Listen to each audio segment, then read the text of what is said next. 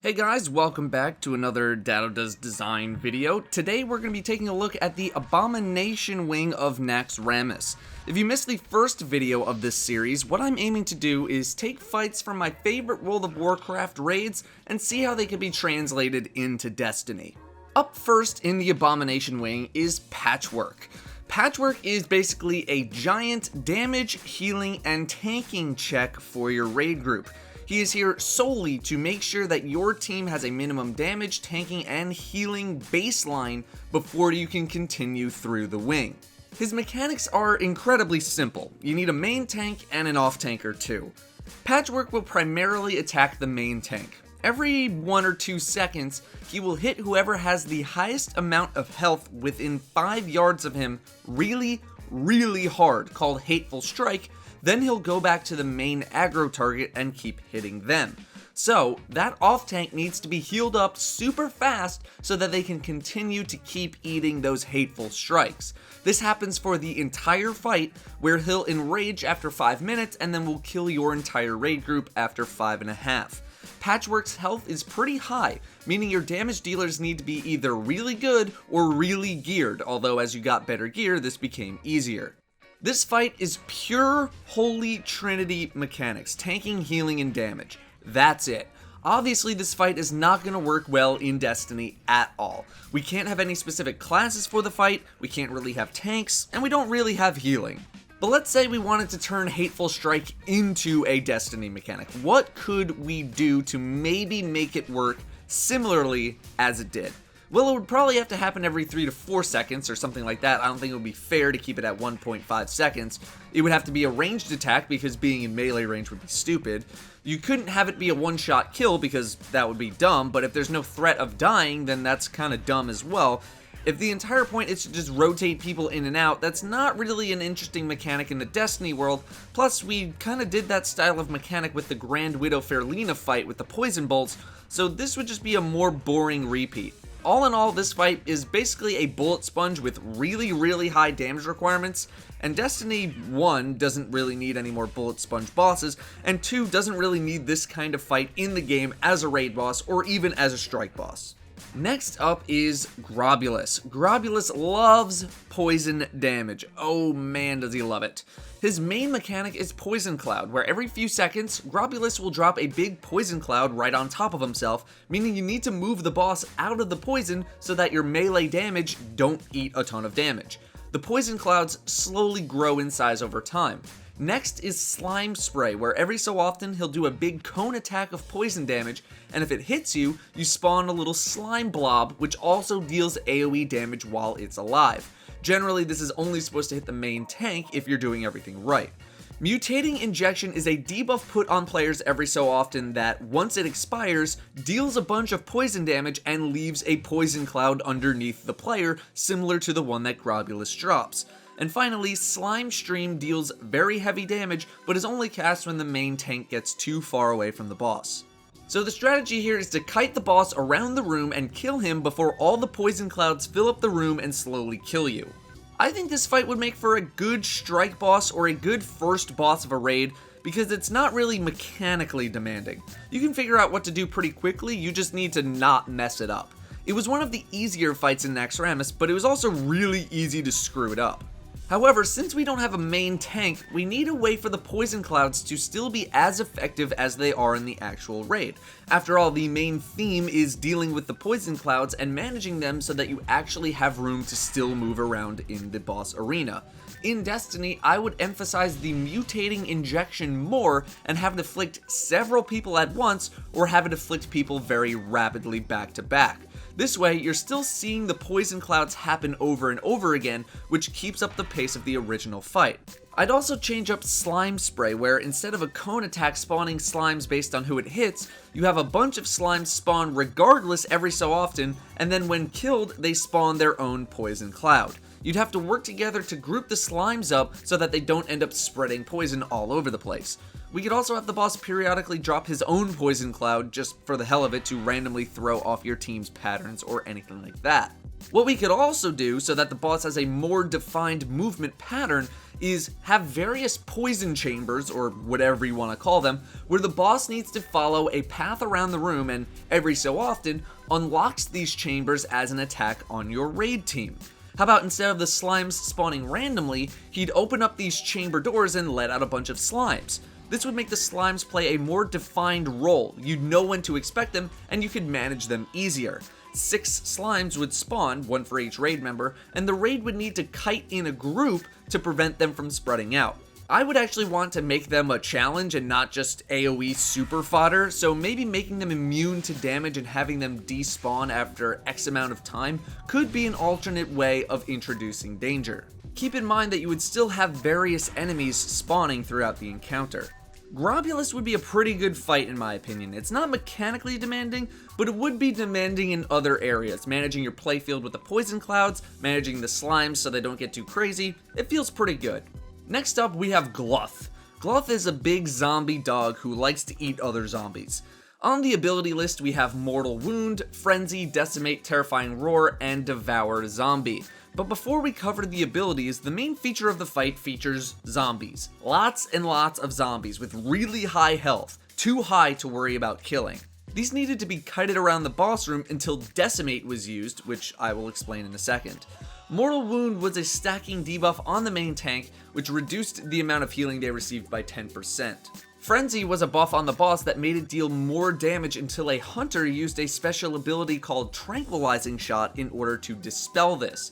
Decimate is where the boss stomps the ground, bringing everyone's health, including the zombies, to 5% and causes all active zombies to walk towards Gluth. If the zombies reach Gluth, he eats them, regaining health, and that's Devour Zombie. Finally, we have Terrifying Roar, which is a giant area of effectability that casts fear on you, aka it makes you run around like an idiot for a couple of seconds. So, you kite the zombies, you tank the boss does Decimate, you kill the zombies before they get to the boss, you rinse repeat until the boss is dead. Generally not too bad of a fight, but you needed good kiters because every time the zombies touched you, they would deal more damage the next time they hit you, and that effect stacked. If this boss fight sounds a little familiar, that's because there's a boss sort of like it in Destiny right now. That boss's name is Calyx Reborn from House of Wolves Year 1. If you're a longtime fan, you might remember the video that I did on that boss fight because I didn't think it was designed very well, and I pulled elements from the Gluth fight for my suggested adjustments to the Calyx Reborn encounter. In short, I think this fight could maybe work in some form. The kiting of the zombies could be done through a fixate mechanic, but to make things not so stale, you could have this debuff roam around, so every 15 seconds or so it could swap to another player. This would keep people on their toes a bit more to make positioning significantly more important. The main factor here is, where does risk come from? In the original fight, the risk came from improper kiting or not enough zombie killing, otherwise the boss would heal too much and you would wipe to the inevitable enrage. If your hunters or mages or warriors couldn't kite well, they would just get hit way too hard by the zombies and would just die, and then the zombies would run around everywhere and kill everybody else. The Decimate itself was always a risk as well because the main tank would drop to 5% health, and you didn't want the boss to kill the tank after that. The only target who took damage immediately after Decimate was the tank, so you had time to heal up everybody else without much fear. In Destiny, we wouldn't be able to naturally recreate that moment of urgency one-to-one. It would be unfair if everyone was brought to low health and then the boss just randomly kept shooting because you would die. But it would be pointless to drop everyone to 5% health if there was no risk of players dying. Supers are also kind of in an iffy spot, assuming we use the exact setup of the room featured in the original raid. It makes 100% sense to use them during the zombie phase, but that could completely trivialize that part of the encounter. You could make Decimate suppress supers so that people need to rely on focus firing down the zombies, but then when would you ever use your supers in that fight? Supers are a rather important ability in Destiny after all. You couldn't make the health of the zombies go too high because then you'd basically require everyone to use their supers at that part of the fight, and if you didn't have them, you would be screwed. If only one person is fixated, all of the zombies would naturally cluster over time anyway, so that would make things too easy. So a temporary solution to this would have the zombies be knocked back and spread out when knocked back in an arc shape to make supers good, but maybe not too good. I think there would be some hope for this fight, ultimately depending on if there were a way to create more risk other than just not paying attention. Thaddius is the final boss in the Plague Wing, one of my favorites at the time. The fight started with your team having to kill two smaller mini-bosses on high-up platforms, which aren't really a big deal, and then you dropped down to fight Thaddius.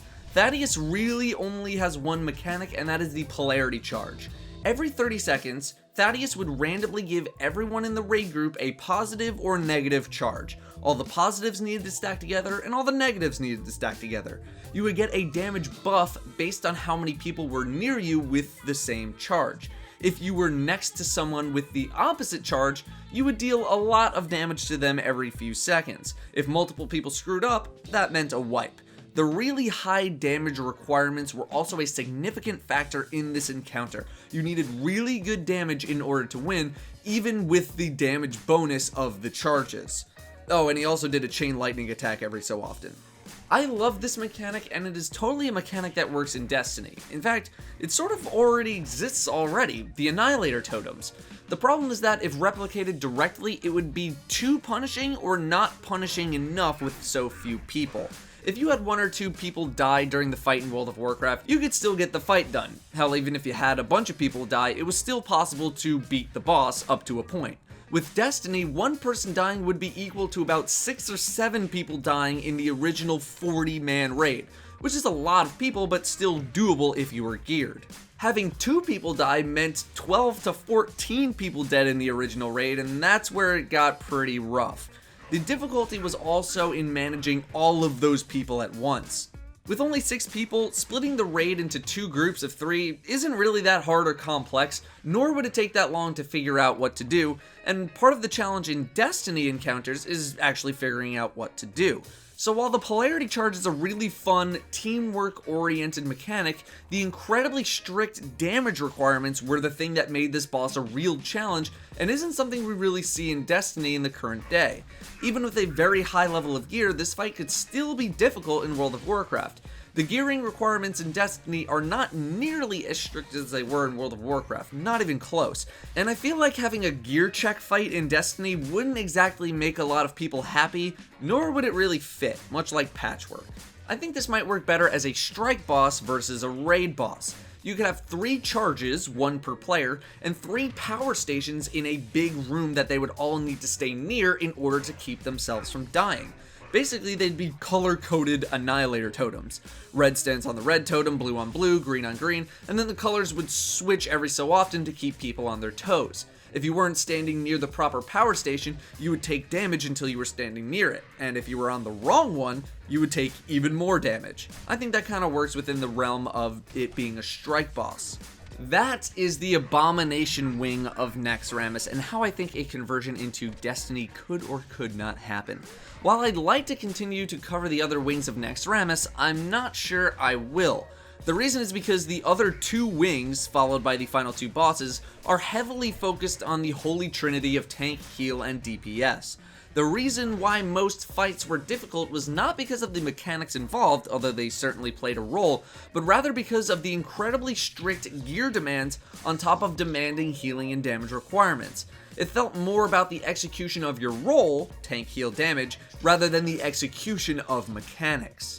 For example, an encounter called the 4 Horsemen required 8 tanks in 4 pieces of tier 3 gear, which only dropped from Naxxramas, which only had a chance to drop once per week per certain bosses.